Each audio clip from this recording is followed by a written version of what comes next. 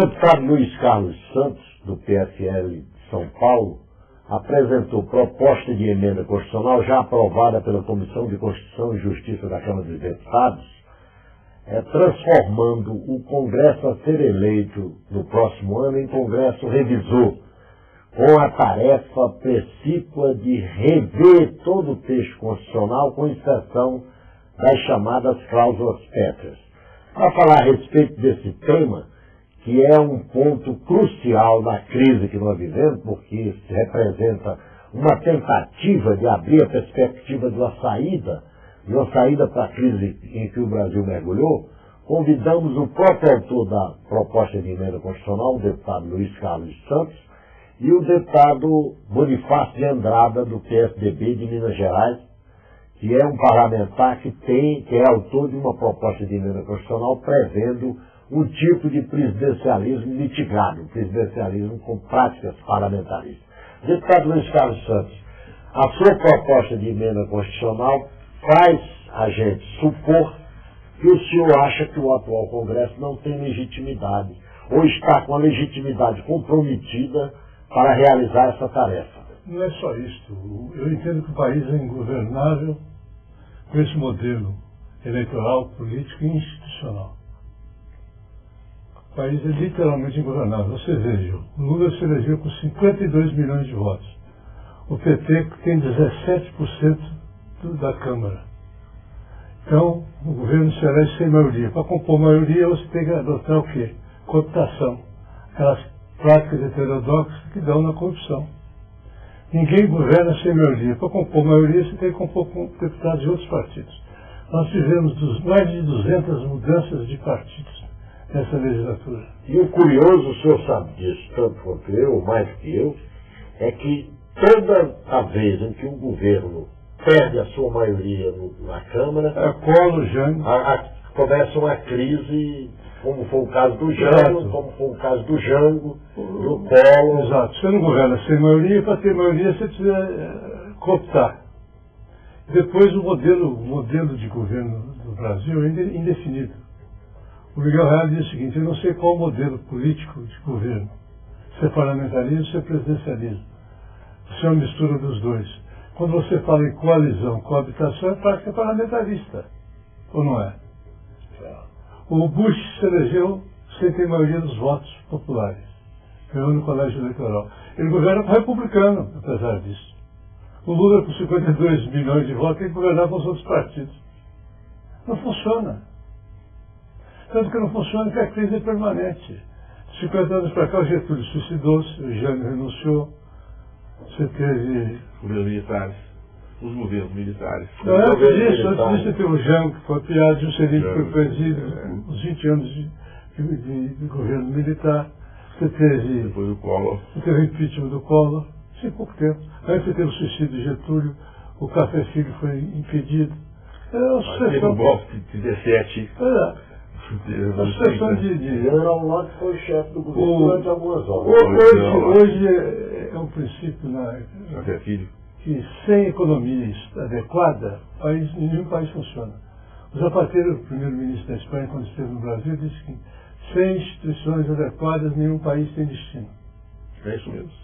Então, depois que o Congresso realizar a revisão constitucional, o texto seria submetido ao povo em referendo. A ideia é uma Câmara Revisional com poderes revisionais para atuar durante um ano. Após a Carta homologada, ela será submetida a referendo popular. Você não pode mexer nas cláusulas pétreas do artigo 60, parágrafo 4, as explícitas e as implícitas. E também nós preservamos o capítulo dos direitos individuais e dos direitos sociais, que é a parte boa da Constituição. A Constituição nossa, ela está literalmente envelhecida. Foi feita em 88. É uma Constituição excessivamente expansiva. Ela deixa detalhes que não é. A Constituição tem 2.200 dispositivos. Elaborada na Guerra Fria. Nem caiu depois. A partir de 89. Tem quantos dispositivos você falou? Mais de 2.200. 2.200 dispositivos, né? Quer dizer, entre os artigos, parágrafos, letras e alíneas, a nossa Constituição tem mais de 2.000 dispositivos. Quer dizer, isso é um negócio inteiramente absurdo. Você pega a Constituição norte-americana que não passa de 15 artigos. Agora, o senhor acha que esse atual Congresso teve a sua legitimidade comprometida e não pode realizar a revisão constitucional? Não, a minha tese é o seguinte, nessa linha, eu aplaudo muito aí a iniciativa do deputado Luiz Carlos Santos, por isso, porque é engraçado, ele antecipou-se à crise, que apresentou essa proposta. 93. Já percebendo que o Brasil marchava uma crise. 2003. Ele antecipou. Na realidade, nós temos hoje no Brasil, nós temos realmente um processo de investigação de uma série de crimes de ordem financeira, temos a CPI funcionando. Mas isso é um aspecto. O aspecto, isso aí é um aspecto importante, as investigações têm que ser feitas, as comissões de inquérito elas têm que realmente se movimentar e desenvolver o seu trabalho. Mas a gravidade da questão, e aí a importância dessa emenda, a proposta do deputado Luiz Carlos, é que indiscutivelmente o sistema nosso tem enfermidade. Não é Lula e os ministros, ou o Zé Dirceu, não. O sistema que está enfermo, gravemente enfermo. Gravemente enfermo. Só nós ganhamos urgentemente remédios para superar a enfermidade que nós temos diante de nós podemos marchar para uma situação de caos governamental e de caos social. Por quê? Porque já começa no país inteiro a surgir, nas ruas, um descrédito muito grande para com o governo. E aqueles que esperavam muito desse governo, uma grande decepção. E essa decepção, ela faz com que as pessoas começam a não mais respeitar a autoridade. E vai surgindo no país inteiro um mal-estar generalizado que pode levar a consequências gravíssimas. Então, meu posicionamento é esse. Eu acho que a Assembleia Revisional que o deputado Luiz Carlos está colocando é importante para o ano que vem. Mas nós temos que, antes do ano que vem... Mas não podia ser pelo atual Congresso? Não, sim, mas nós temos que, antes do ano que vem, remendar um remédio aí imediato. Se nós não tivermos um remédio imediato para superar a crise que nós estamos, nós dificilmente vamos conseguir realmente vencer essa etapa histórica que estamos atravessando. Então, o meu pensamento seria o seguinte: temos que convocar essa Assembleia Regional, que, no meu entender, acomoda-se dentro da atual Constituição, ela não conflita com a atual Constituição, ela respeita a atual Constituição, apenas dá um nome de Assembleia em vez de Congresso, não tem importância, é isso, né? E permite que se faça uma nova Constituição a partir do ano que vem. Agora, nós até o ano que vem, temos que tomar algumas medidas de emergência para melhorar a situação do enfermo, que é o nosso sistema. Mas o Sarney, no discurso de outro presidente Sarney, o Senado falou a respeito dessa emergência. Então, a reforma de emergência, no nosso entender, tem que ser imediata. Por exemplo, duas coisas eu acho significativas nisso tudo. A gente vê que uma das causas dessa enfermidade que nós estamos atravessando é a desproporção de atribuições que se dá ao presidente da República e os outros poderes. O Executivo no Brasil tem poderes e atribuições que nunca nenhum presidente da República teve. E que nem o presidente Bush tem. O presidente da República do Brasil, ele pode alterar profundamente a economia nacional, dando uma ordem ao Banco Central para baixar um decreto. Ele pode, com a medida provisória, mudar inteiramente a legislação. Ele tem o direito que o presidente americano não tem de propor emendas constitucionais. Os projetos do presidente da República têm prioridade para andarem na casa. O Executivo é dono de tudo.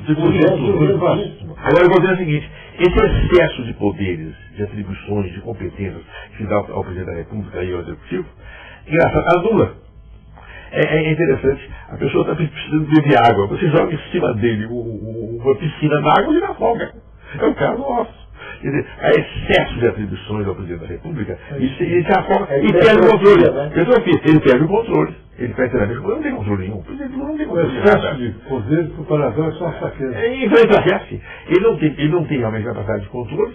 A situação do governo é uma situação realmente lamentável.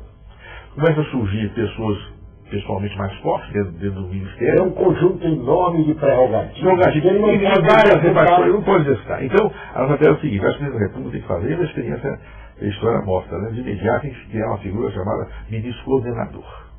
Esse ministro coordenador, o presidente poderia nomear e demitir a hora que quisesse. E esse ministro coordenador ajudaria o presidente a organizar um ministério.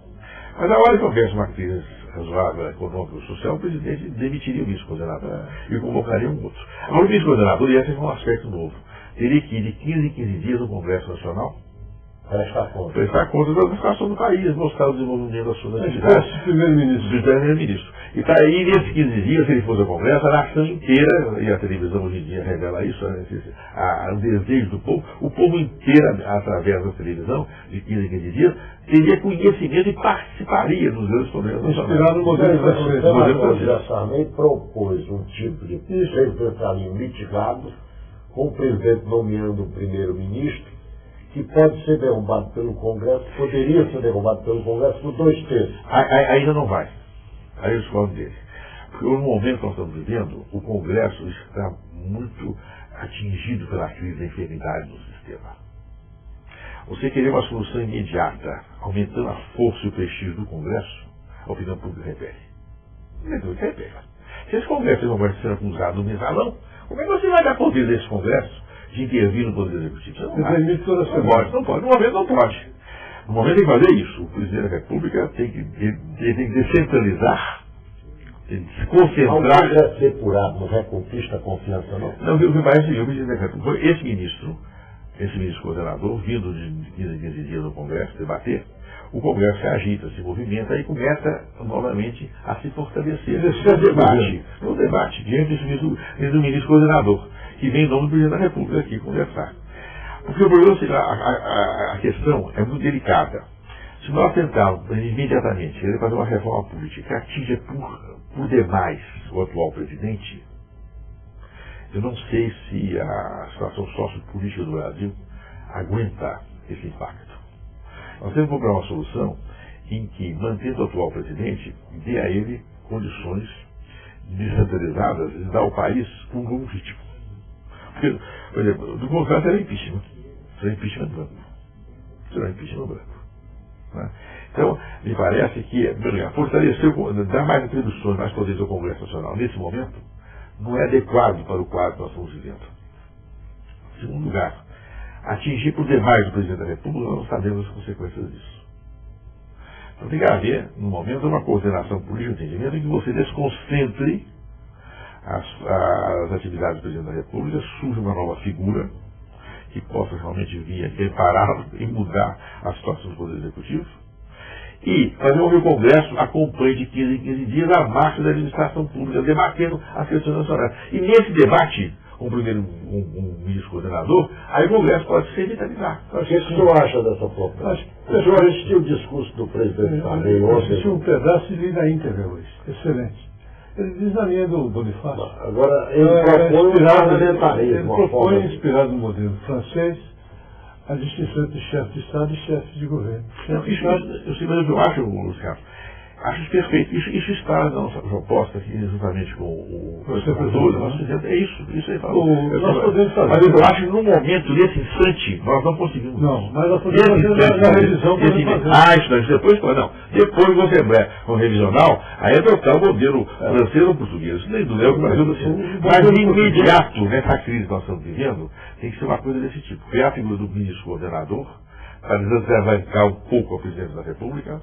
Ele vem ao Congresso 15 em 15 dias, o Congresso fortalece um debate 15 em 15 dias sobre os assuntos nacionais, e aí você consegue superar o problema da agora. Do contrário, nós estamos realmente marchando para um bom cego no destino dele. Nós estamos vivendo em governabilidade. A Constituição de 88, ela foi superada e envelheceu porque o mundo, a partir de 89, mudou radicalmente. Justamente. A queda do Muro de Berlim, a queda do Império Soviético, o consenso de Washington, o neoliberalismo. A restauração da ordem capitalista na sua plenitude. Os avanços tecnológicos, a televisão é uma coisa incrível, é uma revolução permanente da televisão. Você veja, naquela época o espírito é o seguinte, só vale o que é constitucional, fazer tudo a Constituição. Exatamente. Saturaram o judiciário, o legislativo não funciona. Alteraram. Só 6,7% das iniciativas do legislativo foram sancionadas em lei pelo executivo. Tudo é legislativo, é tudo 6,7%. Tudo executivo, medida provisória e leis do executivo. Então você faz o quê? CPI, e para votar Agora, emendas constitucionais, você tem nesse sistema que está aí, os dois deputados, são dois deputados experientes, sabem que o Brasil é ingovernável sem medida provisória. Mas a medida provisória é um instrumento do regime parlamentarista inspirado no direito italiano. E no presidencialismo, a medida provisória não é uma medida democrática, ela é autocrática. No parlamentarismo ela é democrática, porque o gabinete cai com ela. Lógico. Agora no regime presidencialista não. A medida provisória ela é, na realidade, uma norma autocrática, autoritária, né, contra o próprio funcionamento democrático. Essa confusão que torna ingovernável. A medida provisória é um instrumento do parlamentarismo. Agora, o senhor é a favor dessa proposta do deputado Botarada? Agora vai estar fácil de já. O mundo civilizado é hoje. Só os americanos têm um presidencialismo puro. Mas já tem dois partidos. Quem ganha pelo democrata, governa com o democrata. Quem ganha com o republicano, governa com o republicano. Como diz no poder dos dois partidos. Certo, mas você não mistura. Lá não tem 250 deputados mudando de partido. Não existe. Isso não existe. Você não tem 1.600 PECs, 1.200 na Câmara e 400 no Senado. Agora lá é voto distrital, né? Aqui no Brasil. Você imaginou, Gonçalo? Emendas constitucionais, nós temos 1.600. Emendas já aprovadas, 52. Isso é uma coisa terrível. Isso revela como é que a nação, a sociedade, ela não está aceitando a atual Constituição. Agora, ambos são a favor da reforma do sistema de votação? É lógico, faz parte. O sistema eleitoral é inviabiliza. O voto distrital ou voto de legenda? Distrital. Distrital e legenda, os dois. Os dois mistos. O voto em lista. Mesmo a lista. Você veja assim, hoje você vota em quê? Você vota em partido ou vota em deputado? Voto em deputado. Quem é dono do mandato? Deputado. Ele é do partido à vontade. Chega para né? Não funciona. Não funciona. Não adianta. Você vai de CPI em CPI. E pior, não funciona em vários níveis. E o mais grave é que não funciona nem no nível do parlamentar, com essas mudanças todas, e muito menos nas bases municipais. Cada município tem 3, 4 partidos fazendo parte de uma facção local. Aí ela achar que a terra do meu em Minas Gerais, nós temos uns 8 partidos, mas na realidade lá são 2 ou 3 secções de verdade. Todos governistas. Mas é tudo dando lá. E o financiamento público de campanha? O financiamento por campanha é exclusivo? Não, ele é possível com as listas, né? No momento que o partido que adota o sistema eleitoral chamadas listas, aí pode. Mas atualmente hoje não tem jeito. Mas deve ser exclusivo da sua visão? Como exclusivo? O financiamento público de campanha deve ser só público? Ou deve também receber doações particulares? Nós temos que receber doações particulares, mas no esquema de lista que isso vai funcionar, no esquema de lista. No atual sistema do voto nominal, o financiamento público não pode ocorrer. Ele é nulo. Porque, honestamente, como é que você vai? Se você tem, por exemplo, um partido apresenta, por exemplo, em São Paulo, cada partido vai apresentar 100, 120 candidatos. Como é que você vai financiar 120 candidatos? Não tem jeito. Não tem jeito. Nem Minas aí não vai. Ou você tem isso ou não tem financiamento. Uma coisa está ligada a outra. Sim, agora eu queria saber, não é isso. É se o sistema deve ser um financiamento público exclusivo. Com a lista. Com a lista. Existe na lista. Pelo atual sistema não é impraticável. É impraticável. Agora, ou se deve também receber doações particulares. A doação particular deve haver. Até uma maneira da sociedade participar. Não tem importância. Você também concorda com isso? Sinceramente. Agora, o financiamento público está atrelado à lista. Né? A lista, não tem dúvida. Mas você tem que chegar depois de você ajustar o modelo político institucional do país. Se financiar instituições falidas como os partidos atuais... Não dá ver. Você diz muito bem. Reforma eleitoral. Tem que fazer a reforma institucional. Depois de eleitoral. Não tem dúvida. Não institucionalismo é a tese corrente hoje, superando o neoliberalismo. É isso mesmo. Douglas North, que é um prêmio Nobel de Economia de 93, ele define o seguinte, que o que funciona são as instituições. Em 1800 dizia o seguinte, o Brasil e os Estados Unidos têm a mesma renda per capita. Hoje os Estados Unidos têm 15 vezes a renda maior. 15 vezes. Por quê? As instituições lá funcionaram, aqui não. Isso mesmo.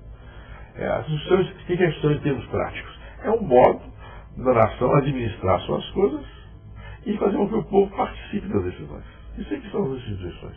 No momento que esse sistema democrático não funcionar bem, se defende como o nosso, logicamente a condução da empresa nacional, a condução da nação como empresa, ela não consegue ir para frente. E as instituições formais estão falidas. As informais ainda funcionam. Mas... Para realizar esta eleição do ano que vem, ambos preconizam uma reforma de emergência, uma reforma política de emergência. Poderia ser feita. Poderia ser feita. E depois não tem prazo para eleição. Até o senhor pode fazer essa reforma até 30 de setembro. É impraticável. Não, isso não. Seria só eleitoral. Só eleitoral. Essa de você criar a figura do ministro coordenador, ele vive 15 dias aqui, é uma reforma política, qualquer hora pode ser feita. A eleitoral é que o prazo... Agora, se você tiver dificuldade... mudar o sistema de votação. Agora, a revisão facilitada ajuda você a aprovar a mudança do modelo. Você vai precisar um quórum menor. Que é a Assembleia Revisional. O quórum é de maioria absoluta. 257. Interessante. E o VAR 308. Não tem dúvida. Isso é perfeitamente ajustável dentro da realidade atual. É necessário. Você não faz uma reforma nessa Constituição em termos de revisão sem o quórum de maioria absoluta. Agora, tudo indica que nós teremos uma eleição no ano que vem com as mesmas regras que estão aí, né? Parece sim.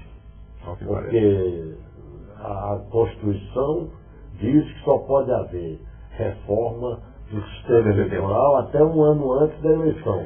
Como é impraticável qualquer coisa polêmica até 30 de setembro, nós estamos em crise. Nós estamos no momento uma situação de desgoverno.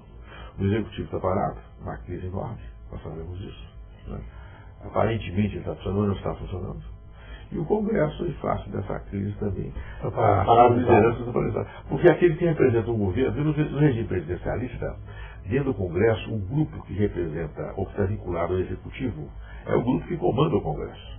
No momento que o Executivo está enfermo, está em crise, esse grupo aqui não tem, nem sabe se articular dentro do Congresso. Então o Congresso está sem comando. Você também acha isso? Claro, o país existe CPIs.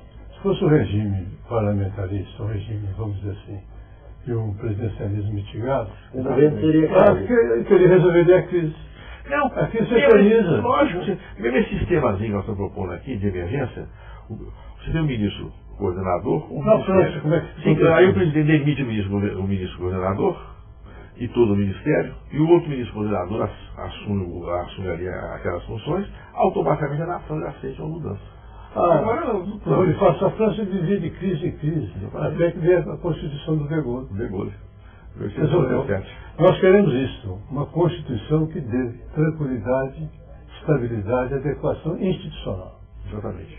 O nosso tempo está esgotado. Muito obrigado pela presença dos deputados Luiz Carlos Santos e do deputado Bonifácio de Andrade. E até uma outra oportunidade. Muito obrigado pela audiência.